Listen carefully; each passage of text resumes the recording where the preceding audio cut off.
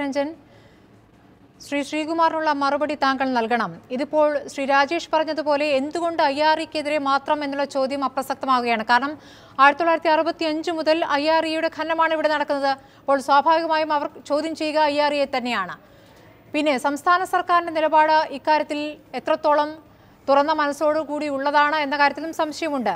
ഈ കരിമണൽ ഖനനത്തിന് സ്വകാര്യ മേഖലയും പരിഗണിക്കുന്നു എന്ന ഹൈക്കോടതി വിധിക്കെതിരെ നിങ്ങൾ അപ്പീൽ നൽകിയത് എപ്പോഴാണ്, ഏത് ഘട്ടത്തിലാണ്? അപ്പീൽ പരിഗണിക്കാതെ കോടതി തള്ളുന്ന സാഹചര്യം നിങ്ങൾ ഉണ്ടാക്കിയിട്ടുണ്ട്.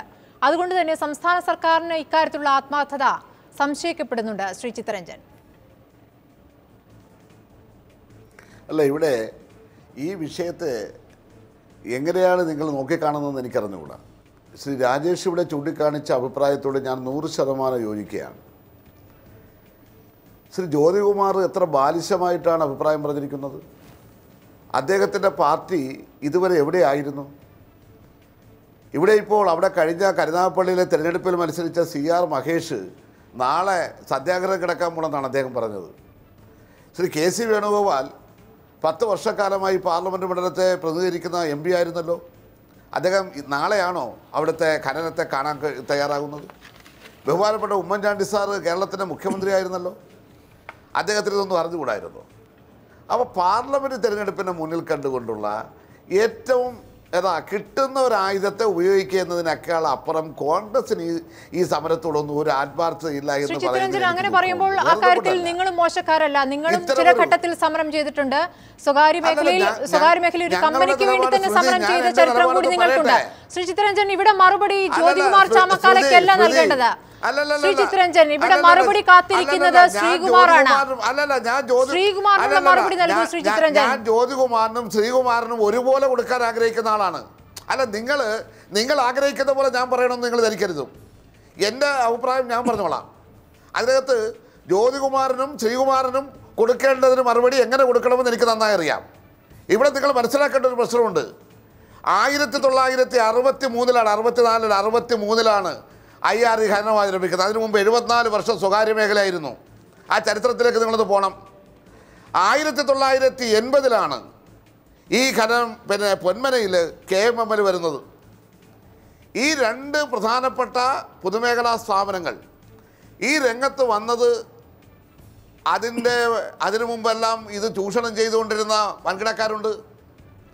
ഇപ്പോഴും നിങ്ങൾ മനസ്സിലാക്കേണ്ട കാര്യമെന്ന് പറഞ്ഞാൽ ഇതിൻ്റെ പിന്നിൽ പലരും പറയുമ്പോൾ അതിനെ വ്യാഖ്യാനിച്ചിട്ട് കാര്യമൊന്നുമില്ല. ഇതിൻ്റെ പിന്നിൽ മറ്റേതെങ്കിലും ലോബി പ്രവർത്തിക്കണോ എന്ന് ആരെങ്കിലും സംശയിച്ചാൽ അവരെ കുറ്റപ്പെടുത്തിയിട്ട് കാര്യമില്ല. അതെല്ലാം വരുംകാല ദിവസക്കാലത്തെ ചർച്ചകളിൽ നമുക്ക് വരാം. ശ്രീ ചിത്തരഞ്ജൻ, ഇപ്പോൾ താങ്കൾ നേരത്തെ ആദ്യം പറഞ്ഞ വാദത്തിൽ നിന്ന് താങ്കൾ പിന്നോട്ട് പോവുകയാണോ? അവിടെയുള്ളവർക്ക് പ്രശ്നങ്ങളുണ്ട്, അവിടെയുള്ളവർക്ക് ഭൂമി നഷ്ടപ്പെടുന്നുണ്ട് എന്നുള്ള യാഥാർത്ഥ്യം അത് മനസ്സിലാക്കുന്നുണ്ട്. അപ്പോൾ ആത്യന്തികമായി അവിടെ ഖനനം നടക്കുമ്പോൾ നഷ്ടപ്പെടുന്നവർക്ക് പകരം എന്ത് ലഭിക്കുന്നു എന്നുള്ള അടിസ്ഥാനപരമായ ചോദ്യത്തിനുള്ള മറുപടി ആദ്യം. ഈ നഷ്ടപ്പെടുന്നവരെ ഞങ്ങൾ വളരെ കൃത്യമായി പറയുന്നത് നിങ്ങൾ മനസ്സിലാക്കേണ്ടത് 4 പ്രധാനപ്പെട്ട കാര്യങ്ങൾ CPM മുന്നോട്ട് വെച്ചിട്ടുണ്ട്. ആ കാര്യങ്ങളൊന്ന് പറയാൻ ദയവ് ചെയ്ത് നിങ്ങൾ എന്നെ ഒന്ന് അനുവദിക്കുക.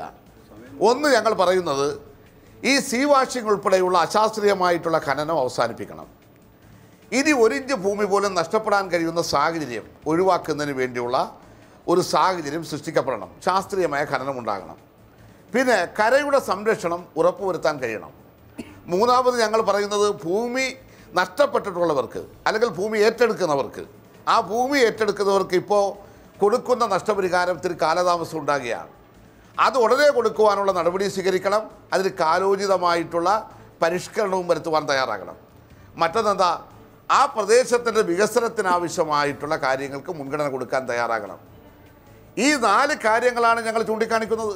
പിന്നെ ബഹുമാനനായിട്ടുള്ള ശ്രീ EP അനിൽ അദ്ദേഹം കൂടെ പറഞ്ഞു, മത്സ്യത്തൊഴിലാളി മേഖലയിൽ പ്രവർത്തിക്കുന്ന ഒരു പ്രവർത്തകൻ എന്നുള്ള നിലയിൽ ഞാൻ ചോദിക്കട്ടെ, നമ്മളുടെ രാജ്യത്തിൻ്റെ സ്വത്തായി വരുന്ന നമ്മുടെ നാട്ടിൽ 10,000-കണക്കിന് തൊഴിലവസരങ്ങൾ സൃഷ്ടിക്കപ്പെടുന്ന ഈ ധാതു സമ്പത്തിനെ അതിനെ അന്യാധീനമാക്കി കളയുക, നശിപ്പിച്ച് കളയുക എന്നൊരു നിലപാട് ഈ പുതിയ കാലഘട്ടത്തിൽ നമുക്ക് സ്വീകരിക്കാൻ കഴിയുമോ? അതിൽ പരിസ്ഥിതിക്ക് കോട്ടം തട്ടാത്ത നിലയിൽ തന്നെ ശാസ്ത്രീയമായ ഖനന രീതി കണ്ടതിലൂടെ നമ്മുടെ തീരത്തെ സംരക്ഷിച്ചുകൊണ്ട് തന്നെ അതിനെ പരമാവധി നമുക്ക് ചൂഷണം ചെയ്യുക എന്നുള്ളതല്ലേ ഒരു രാജ്യത്തിന്റെ വികസനത്തിന് ആവശ്യം. ശരി.